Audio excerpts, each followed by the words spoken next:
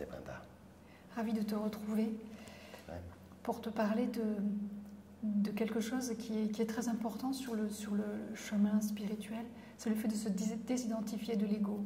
Et l'une des façons qui est couramment utilisée en Inde pour aider quelqu'un à se désidentifier de son ego, de sa personnalité, c'est de lui donner un autre nom, un nouveau nom, un nom spirituel.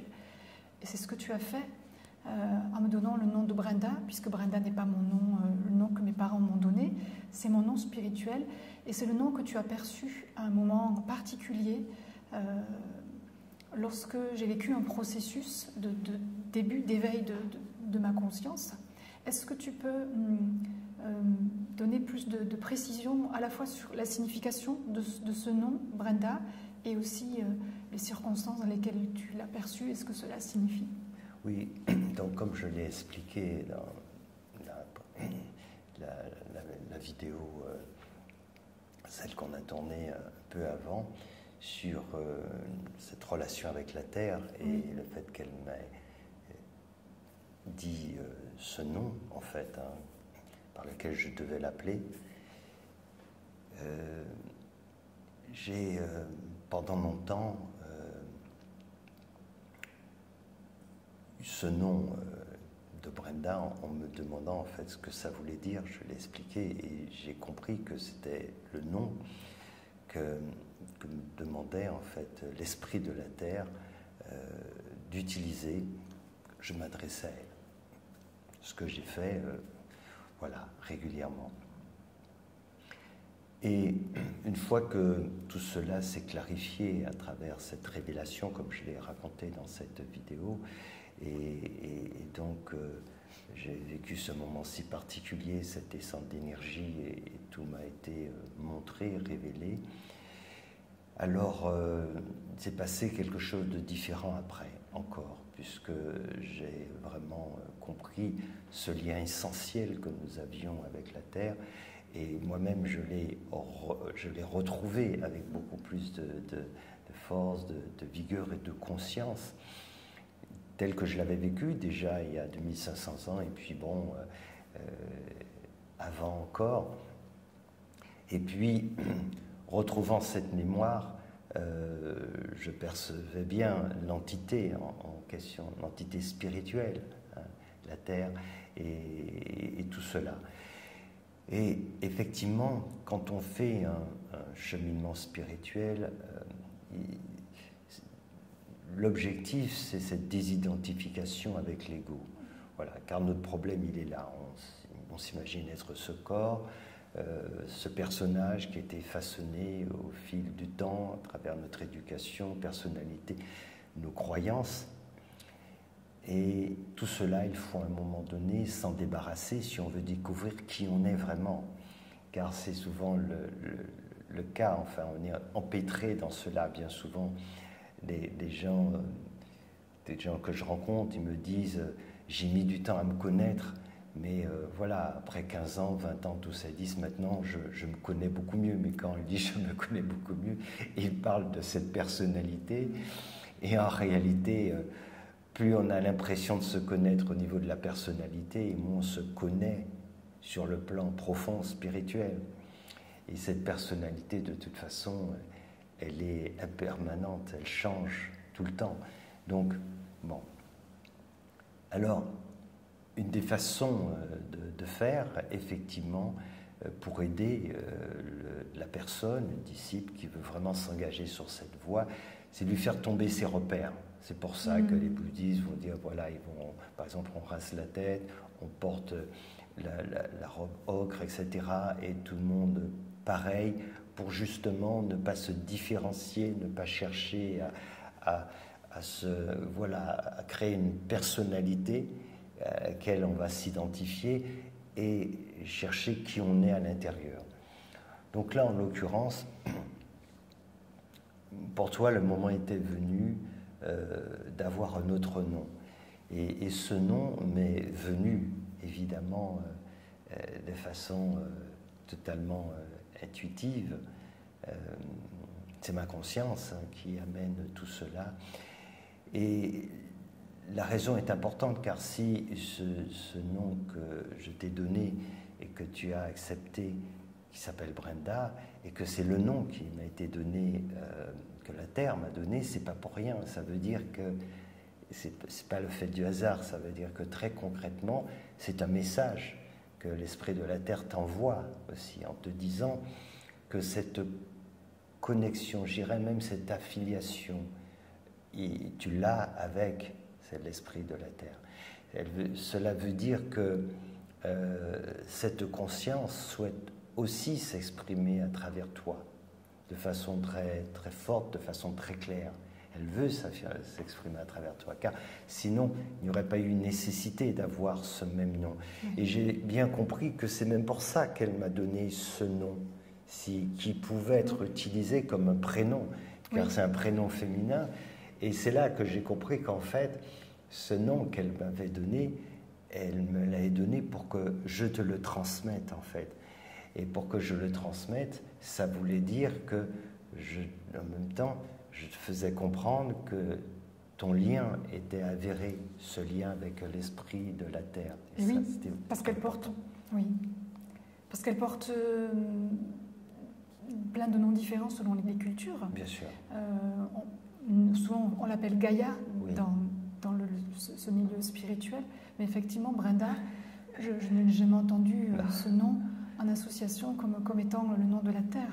Non, ça ne l'est pas d'ailleurs dans ce sens, mais c'est comme quelqu'un qui dirait, ben voilà, ça c'est mon petit nom, tu vas m'appeler par mon petit nom. Donc, c'est très particulier, mais c'était justement destiné à toi pour qu'un jour je te dise, ben voilà le prénom que tu dois porter.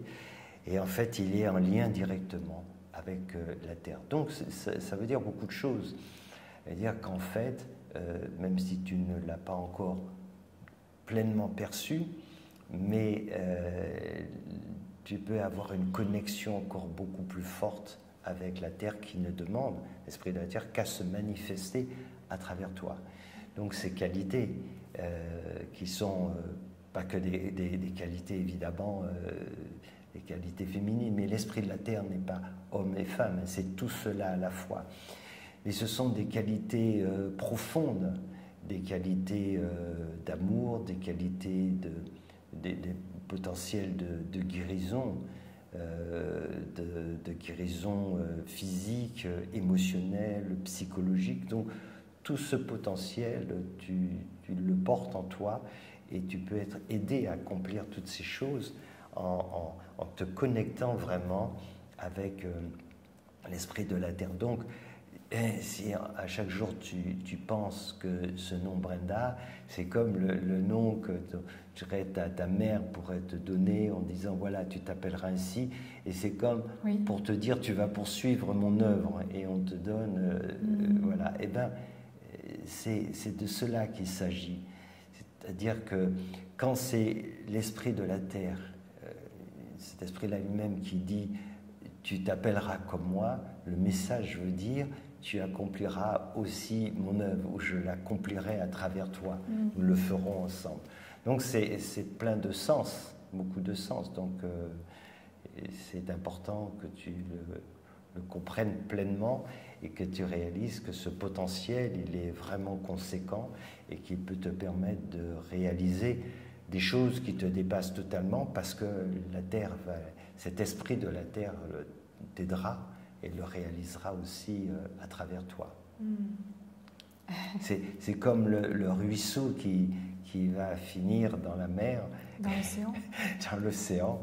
Et donc, voilà, dès que ce lien est établi et qu'on en prend conscience, alors cet océan peut se manifester à travers. Et c'est ça, en fait.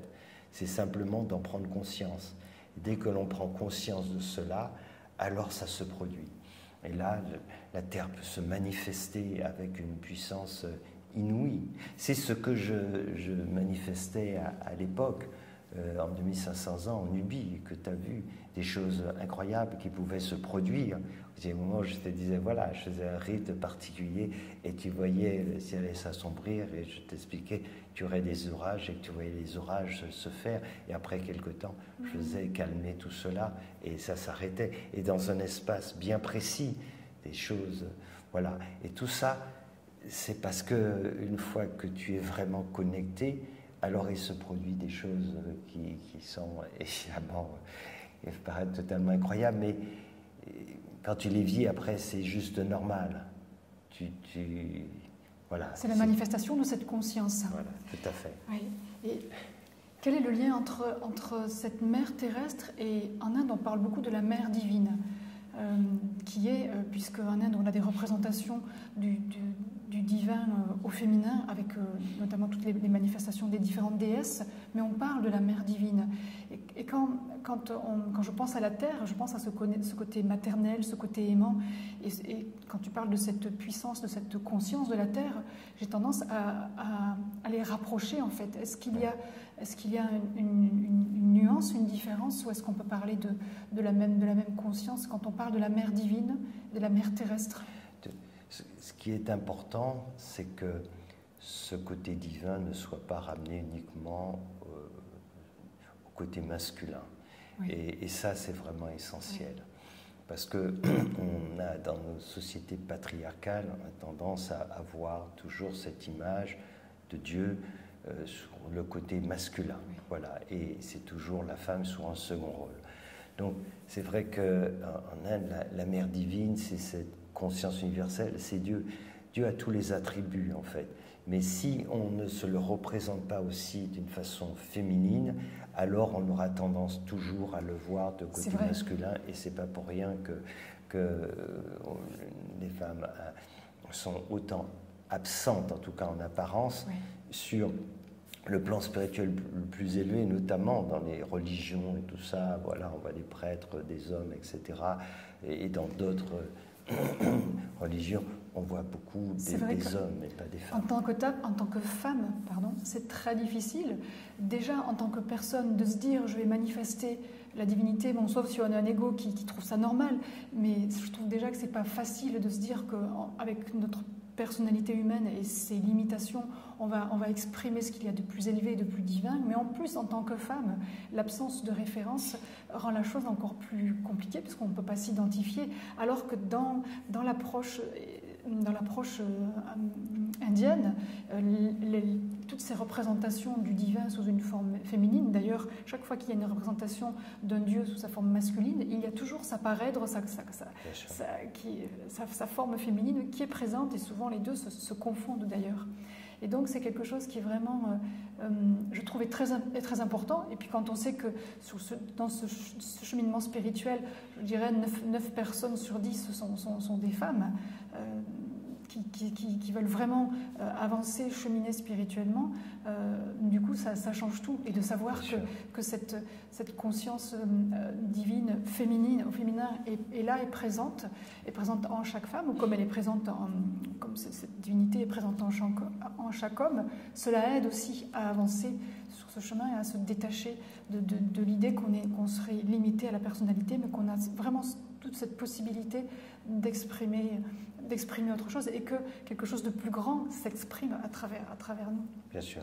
Et c'est pour ça qu'il est très important de parler et de mettre en avant cet aspect féminin et les qualités féminines, puisque sans ces qualités, il n'y a pas d'avenir.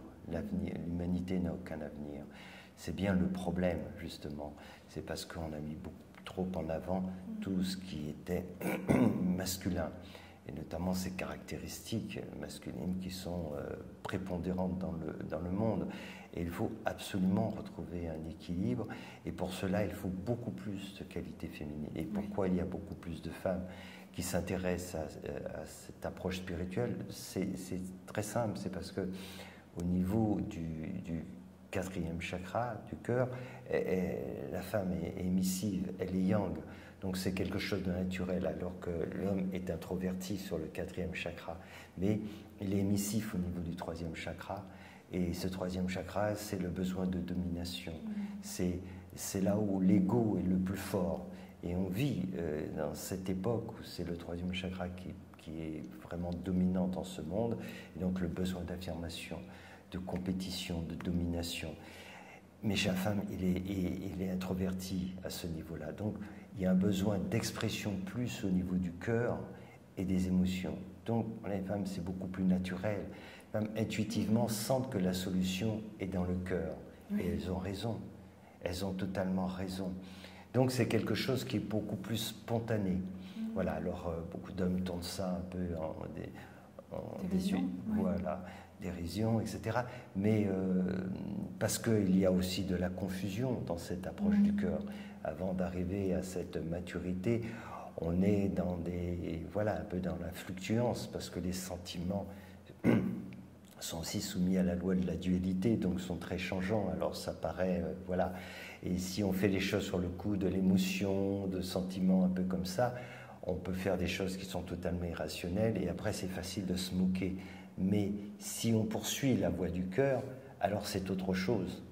Et parce que le cœur a accès à une autre dimension que notre mental. On a une vraie intelligence du cœur, et qui est bien au-delà, au-dessus du mental. Et il y a quelque chose de puissant dans l'énergie du cœur. Extrêmement puissant. En fait, la force vient du cœur. Simplement, on ne le sait pas. Et c'est pas la même façon. Et c'est pour ça qu'à l'époque, je t'avais dit, il va falloir venir avec le glaive du cœur et de la conscience. Et comme je te l'avais prouvé et que je te l'ai montré dans cette vie, ce cœur a une puissance incommensurable. Et c'est justement ce que je suis venu en fait faire, je me suis incarné pour ça, c'est faire participer beaucoup de personnes à cette magnifique révolution du cœur et de la conscience, pour qu'ils fassent leur expérience, pour que chacun fasse son expérience du pouvoir du cœur. On n'imagine même pas comment on peut faire. On n'imagine même pas en fait comment une personne qui peut vraiment ouvrir son cœur peut transformer le monde. C'est vraiment comme ça que ça se passe. Donc, c'est vraiment en même temps une période assez extraordinaire que l'on vit, parce que c'est la possibilité justement de vivre cette expérience à un niveau vraiment très élevé. Donc, c'est une formidable opportunité et c'est important de la saisir. Oui. Et pour revenir, pour terminer, sur le thème de ce nom de Brenda, en fait, étymologiquement, Brenda, qui est d'origine anglo-saxonne et germanique, signifie épée, glaive. Est-ce que ce serait un clin d'œil? Tu vois, je ne le savais pas. Et à mon avis, ça doit être ça. Ça n'a pas été facile de te faire lâcher l'épée. Elle est toujours là. Mais elle s'est transformée. Elle s'est transformée, voilà. Elle s'est transformée au fil des incarnations, et tu as, par découvrir ce pouvoir du cœur, tu avais raconté la dernière fois l'histoire concernant Mananda Moy, et il y en a eu beaucoup d'autres, et tu en as vécu d'autres auprès de moi, et tu sais bien à quel point on peut faire des choses incroyables. Et ça ne fait que commencer, parce qu'on entre dans ce moment si particulier où beaucoup de gens pourront participer à cette formidable aventure, cette formidable révolution du cœur et de la conscience, et vont pouvoir eux-mêmes utiliser ce pouvoir, non pas contre qui que ce soit, mais pour les uns et les autres, et pour le bien de l'humanité et le bien d'eux-mêmes. Oui, ce pouvoir du cœur et de la conscience. Exactement ça. Merci Swami. Avec plaisir, namasté. Namasté.